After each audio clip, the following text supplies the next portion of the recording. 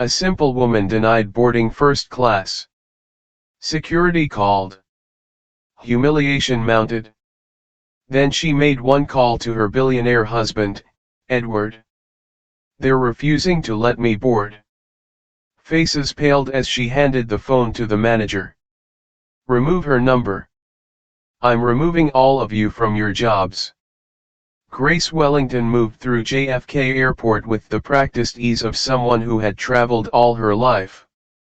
Unlike many of the business travelers rushing past in designer suits and expensive shoes, Grace preferred comfort over luxury. Today, she wore a simple black sweater with subtle patterns, dark jeans, and comfortable walking shoes.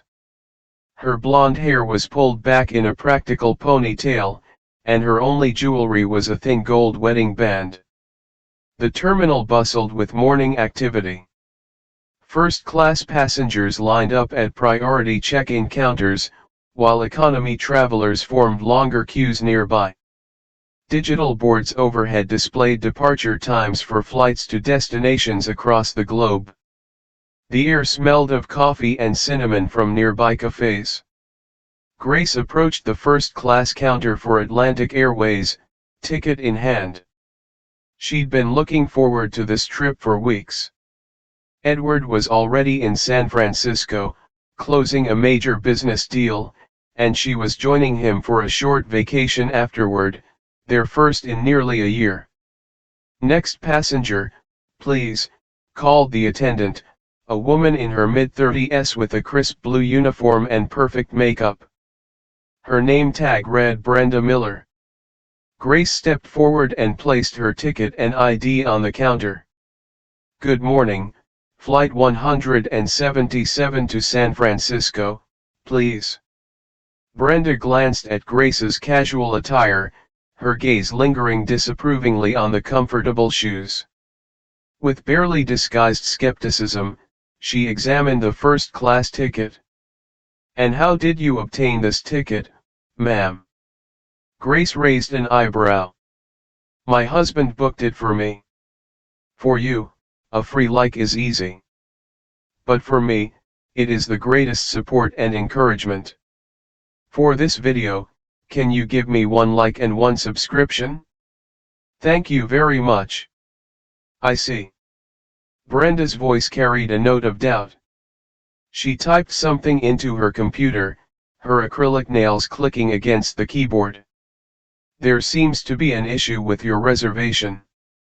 This ticket shows a first-class seat, but I'm not seeing the proper coding. Grace maintained her composure. There shouldn't be any issue. My husband confirmed everything yesterday. Brenda's lips thinned. Well, there's clearly a problem. Do you have the credit card this was purchased with? No, my husband used his corporate account, Grace replied. Is there something wrong? Ma'am, we have strict protocols regarding first-class travel, Brenda explained with artificial patience. Perhaps there was a misunderstanding when the reservation was made. Grace felt the first stirrings of irritation. There's no misunderstanding. I have a confirmed first-class ticket in my hand. Two well-dressed businessmen lined up behind Grace, their expensive watches gleaming in the fluorescent light. They exchanged glances as they overheard the conversation. Brenda lowered her voice. Our first-class experience is designed for our premium customers. There are certain standards we maintain. Excuse me. Grace's voice remained steady despite her growing indignation. I can offer you a seat in economy, Brenda continued, her tone suggesting she was doing Grace a favor. Same destination, just a different seating arrangement. Grace stood straighter. That won't be necessary. My ticket is for first class, and that's where I'll be sitting. Brenda's friendly facade hardened. Ma'am, I don't appreciate your tone. Perhaps you'd like to speak with my supervisor. Yes, Grace replied calmly. I think that would be best. Brenda picked up a phone, never breaking eye contact with Grace. "Richard, we have a situation at counter 3. Could you come over?" She hung up, a small, satisfied smile playing at her lips. "Mr. Harrison will be with you shortly. For you, a free like is easy. But for me, it is the greatest support and encouragement. For this video, can you give me 1 like and 1 subscription? Thank you very much." Grace nodded, pulled out her phone, and checked the time. Her flight wasn't for another 2 hours, but she knew from experience that these situations could escalate quickly. Behind her, the line was growing, and curious onlookers had begun to take notice of the developing drama at the first-class counter. Richard Harrison arrived within minutes, his polished shoes clicking authoritatively against the tile floor. He was a tall man in his late 40s with salt and pepper hair and a navy suit that screamed corporate authority. The golden pin on his lapel indicated his senior position. "What seems to be the problem here, Brenda?" he asked, his voice measured and professional. Before Brenda could answer, Grace spoke up. "There's no problem with my ticket, sir. Your colleague seems to think I don't belong in first class." Harrison's eyes darted from Grace to her ticket, then to her casual attire. His expression shifted almost imperceptibly. "MRS," he began. "Wellington," Grace supplied. "Grace Wellington." Harrison nodded, his corporate smile firmly in place. "Mrs. Wellington, I understand your frustration, but we do have certain protocols in place." Brenda was just following procedure. "What procedure requires questioning a valid ticket?" Grace asked. Harrison lowered his voice, leaning in slightly. "We occasionally encounter irregularities with our premium services. People attempting to upgrade without authorization or using tickets that were obtained through unconventional means." Grace's patience was wearing thin. "Are you suggesting I stole this ticket?" "Not at all," Harrison backpedaled smoothly, "but perhaps there was a system error. These things happen." A small crowd had gathered now, watching the exchange with undisguised interest. The 2 businessmen behind Grace were whispering to each other, one occasionally glancing at his expensive watch. "I've been standing here for 15 minutes, Grace said. "Could you please verify my reservation and let me proceed to my gate?" Harrison exchanged a look with Brenda, who tilted her head slightly. He turned back to Grace. "I'm afraid we'll need additional verification for this ticket. Perhaps a call to your husband to confirm the booking details." "This is ridiculous," Grace stated flatly. "The ticket is legitimate. The reservation is confirmed. What more do you need?" Harrison's pleasant demeanor slipped a notch. "Mrs. Wellington, I'm trying to be accommodating, but your attitude isn't helping.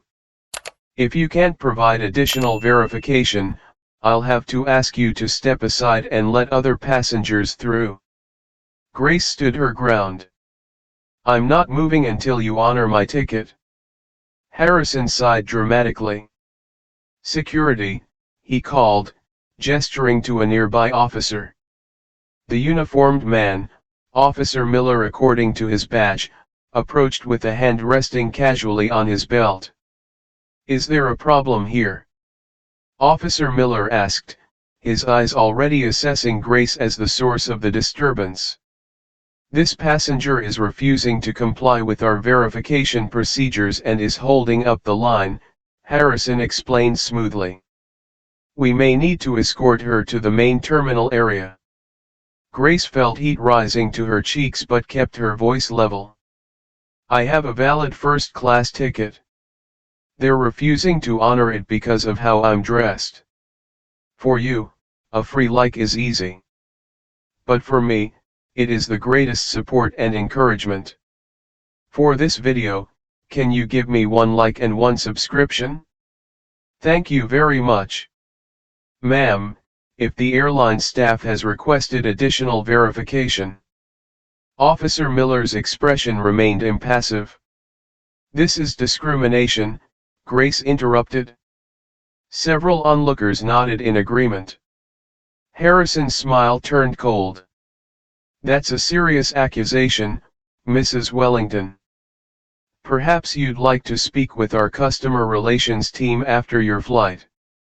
For now, I'm going to have to ask you to step aside or accept an economy seat. Grace looked from Harrison to Officer Miller, then to the growing line of impatient travelers behind her. The public humiliation was clearly calculated: make an example of her, remind everyone that the premium experience was only for those who fit the part. Fine, she said, reaching for her phone. Let me make a call.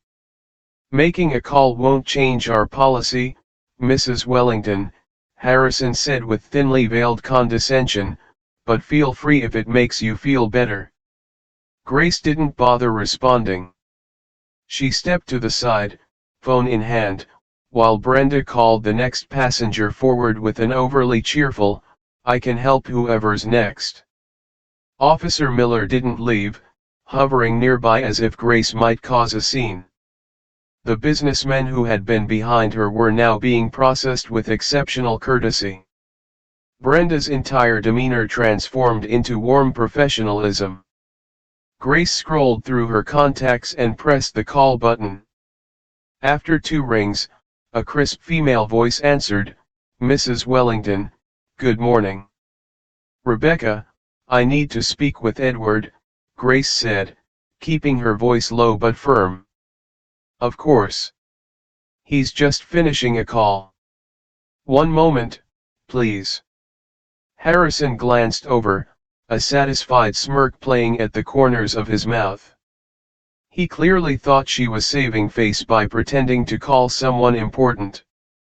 "Grace," Edward's warm voice came through the line, "is everything all right? Aren't you supposed to be boarding soon?" "That's why I'm calling," Grace replied, turning slightly away from the prying eyes of Harrison and Officer Miller. "The airline is refusing to honor my first-class ticket. They're insisting I need additional verification or suggesting I take an economy seat." There was a brief pause. "Did you tell them who you are?" Edward asked, his tone shifting subtly. "No," Grace answered, "and I shouldn't have to. The ticket is valid." "Edward, of course it is." She could hear the controlled anger in his voice. "Put me on speaker." "That won't be necessary," Grace said. "Let me handle." "Grace." It was the tone he rarely used, the one that had made boardrooms full of executives fall silent. "Speaker. Now." Grace sighed and lowered the phone, tapping the speaker icon. "You're on speaker. Who am I speaking with?" Edward's voice filled the small space, commanding even through the phone speaker. Harrison, noticing the change, stepped closer with renewed interest. "This is Richard Harrison, supervisor for Atlantic Airways at JFK. Who am I speaking with?" "Edward Sinclair, CEO of Sinclair Global Investments, and majority shareholder of Pinnacle Holdings, which, if I'm not mistaken, acquired a controlling interest in your parent company last year." The color drained from Harrison's face. Brenda, who had been processing another passenger. Even Officer Miller took a small step back. "Mr. Sinclair, sir," Harrison stammered, "there seems to have been a misunderstanding." "No misunderstanding," Edward cut in, his voice ice cold. "My wife showed you a valid first-class ticket. You chose to humiliate her because she wasn't wearing designer labels. Is that correct?" The terminal seemed to grow quieter, as if everyone was holding their breath. Passengers in line had stopped pretending not to listen and were openly watching the unfolding drama. "Sir, we have certain protocols." "Don't insult my intelligence with protocols, Mr. Harrison," Edward interrupted. "I fly over 200,000 miles a year with your airline. I know every protocol. What's happening there is blatant discrimination." A woman in line behind the counter whispered to her companion, "Did he say Sinclair?" "As in Sinclair Global." Harrison was visibly sweating now. "Mr. Sinclair, please allow me to personally escort Mrs. Wellington to the first-class lounge immediately. We value your business tremendously." "What I value, Mr. Harrison, is respect," Edward interrupted, "something you failed to show my wife. Now, I want to speak with your regional director." "Not tomorrow, not in an hour. Now." Harrison's Adam's apple bobbed as he swallowed hard. "Sir, Ms. Thompson isn't on site today, but I can assure you." "Find her," Edward commanded. The entire check-in area had gone silent, all eyes fixed on the unfolding scene. Harrison was frantically tapping on his smartphone, his earlier confidence evaporated. "I'm texting Ms. Thompson now, Mr. Sinclair. She'll be on the line momentarily." His voice had risen an octave. Edward's voice remained steady through the phone. "And while we wait, I want to understand exactly what happened. Grace, tell me everything. For you, a free like is easy. But for me, it is the greatest support and encouragement. For this video, can you give me 1 like and 1 subscription? Thank you very much." Grace met Harrison's panicked gaze with calm determination. "When I presented my ticket, Brenda immediately questioned how I obtained it. She implied I didn't meet their standards for first class. When I refused to accept an economy seat, Mr. Harrison here called security and threatened to have me removed." Brenda had stopped processing passengers entirely, her face ashen. Nearby staff members were whispering urgently to each other, and a young man in an Atlantic Airways uniform was furiously typing on a tablet. "I see," Edward's voice was dangerously calm. "Mr. Harrison, do you deny any of this?" "Sir, there was a misunderstanding about the verification process." "Answer the question," Edward cut in. "Did you or did you not judge my wife by her appearance and attempt to deny her the first-class seat I personally booked?" The silence that followed was deafening. Officer Miller had backed away completely, suddenly finding something fascinating to examine on the far wall. "Mr. Sinclair," Harrison finally managed, "I deeply apologize for any misunderstanding. Our staff undergoes extensive training on customer service, and this situation does not reflect our company values." A trim woman in her early 60s approached rapidly from the direction of the airline offices, her face a mask of professional concern. Her name tag identified her as Victoria Thompson, Regional Director. "Ms. Thompson has arrived," Harrison announced with palpable relief. Thompson gently took the phone from Harrison. "Mr. Sinclair, this is Victoria Thompson. I just received the alert and came immediately. Please accept my deepest apologies for this situation." "Ms. Thompson," Edward acknowledged, "I'm listening." Thompson's voice was steady but urgent. "I assure you, we will investigate this incident thoroughly. In the meantime, Mrs. Wellington will receive our highest level of service. If you'll allow me, I'll personally escort her to our celestial lounge and ensure she boards with priority." "That's not enough," Edward replied. "I want immediate action regarding the staff involved." Thompson nodded, though Edward couldn't see it. "Of course, sir. Mr. Harrison and Ms. Miller will be placed on administrative leave pending investigation, effective immediately. A small gasp escaped Brenda's lips. Harrison's face contorted in disbelief. But Victoria, he began to protest. Thompson silenced him with a sharp look before returning her attention to the phone. Mr. Sinclair, I'll also arrange for our CEO to call you directly this afternoon to discuss how we can make this right.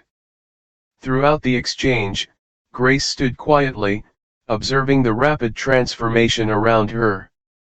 The same people who had been ready to humiliate her minutes ago were now falling over themselves to appease her husband. Grace, Edward spoke directly to her now, are you all right with this arrangement for now? Grace considered for a moment. Yes, but I'd like something else as well. Name it, Thompson said immediately. A written apology to be delivered to every passenger who witnessed this incident, acknowledging the discrimination and outlining the steps your airline is taking to address it? Thompson blinked in surprise but quickly recovered. Of course, Mrs. Wellington. We can certainly arrange that. A murmur of approval rippled through the onlookers. An elderly man standing nearby gave Grace a subtle nod of respect. Edward confirmed. And Miss Thompson, I'll be expecting that call from your CEO. Don't disappoint me twice in one day. Absolutely not, sir, Thompson assured him.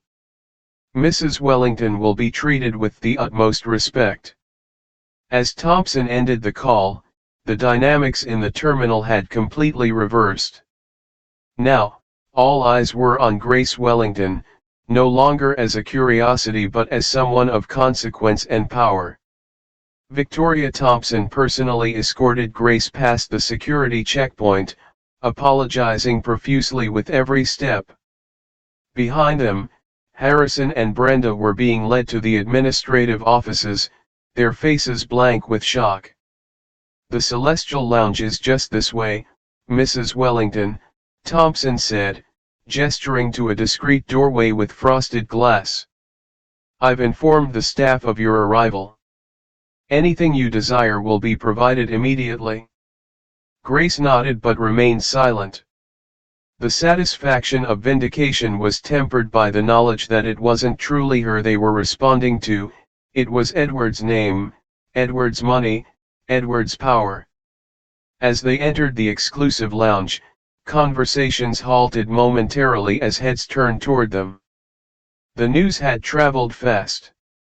Thompson ushered Grace to the most private seating area, where a server immediately appeared. Mrs. Wellington, welcome to the Celestial Lounge. My name is Michael, and I'll be personally attending to your needs today. May I bring you something to drink? Just water, thank you, Grace replied. After the server departed, Thompson lowered her voice. Mrs. Wellington, I want to personally assure you that what happened today is being addressed at the highest levels. By the time you land in San Francisco, there will be significant changes implemented. Grace met the director's gaze. This isn't about me, Ms. Thompson. This is about a culture that judges people based on appearances. How many others without billionaire husbands have your staff mistreated? Thompson had the grace to look uncomfortable. Your point is well taken. I promise you, this will lead to a systematic review of our practices. As Thompson excused herself to make arrangements, Grace's phone buzzed with a text from Edward, "How are you really feeling?" She smiled, typing back, "Like I just witnessed a corporate earthquake. You should have seen their faces." His response came quickly, "I'd rather see yours in about 6 hours." "Looking forward to it," she replied. Grace settled into the plush chair, observing the lounge around her. The same first-class passengers who might have judged her earlier now cast furtive, curious glances her way. A few tapped on their phones, undoubtedly searching for information about Edward Sinclair's wife. Michael returned with her water, served in a crystal glass on a silver tray. "Mrs. Wellington, I've been informed that the captain would like to personally welcome you aboard when it's time for boarding. Is that acceptable?" Grace smiled. "That won't be necessary. I'd prefer to board like everyone else." "Of course," Michael replied, though his expression suggested this was an unusual request from a VIP. As Grace sipped her water, she reflected on the morning's events. The discrimination had been real and hurtful, but the response had been swift. Perhaps some good would come of it, not just for her but for others who didn't have the Sinclair name to shield them. 6 hours later, Grace's flight touched down at San Francisco International Airport. As the plane taxied to the gate, the captain's voice came over the intercom, "Ladies and gentlemen, welcome to San Francisco. Local time is 2:14 p.m., with clear skies and 72 degrees. We'd like to thank you for flying with Atlantic Airways today, especially Mrs. Grace Wellington Sinclair. It's been our honor to serve you." Several passengers turned to look at Grace, who kept her gaze fixed on the window, pretending not to notice. The announcement was unnecessary, another example of the airline overcompensating. As she disembarked, the entire crew lined up to bid her farewell, their smiles almost painfully eager. At the jet bridge, she was surprised to find not just Edward waiting, but also James Hutchinson, the CEO of Atlantic Airways, looking both apologetic and anxious. "Mrs. Wellington," Hutchinson began, extending his hand, "I cannot express how deeply sorry I am about your experience this morning." Grace shook his hand briefly. "Mr. Hutchinson, I appreciate your concern." Edward stepped forward, wrapping an arm around Grace's waist. His kiss on her cheek was both a greeting and a statement to everyone watching. "James and I have had a productive conversation," Edward said. "Atlantic Airways will be implementing new training programs focusing on eliminating bias in customer service." Hutchinson nodded eagerly. "We're also revamping our complaint procedures and establishing an independent review board for discrimination claims." "And Harrison? Brenda?" Grace asked. "Their employment has been terminated," Hutchinson confirmed, "effective immediately." As they walked toward the exit, Edward whispered, "He flew in person when he heard what happened this morning after someone posted about the incident online." Grace shook her head. "All this because I wore jeans instead of designer clothes." "No," Edward corrected gently. "All this because they thought appearance determined worth, and you proved them wrong." Outside, a sleek black car waited to whisk them away. As they settled into the back seat, Grace finally relaxed, leaning against Edward's shoulder. "You know what the strangest part is?" she mused. "If they had just treated me with basic respect, none of this would have happened." Edward squeezed her hand.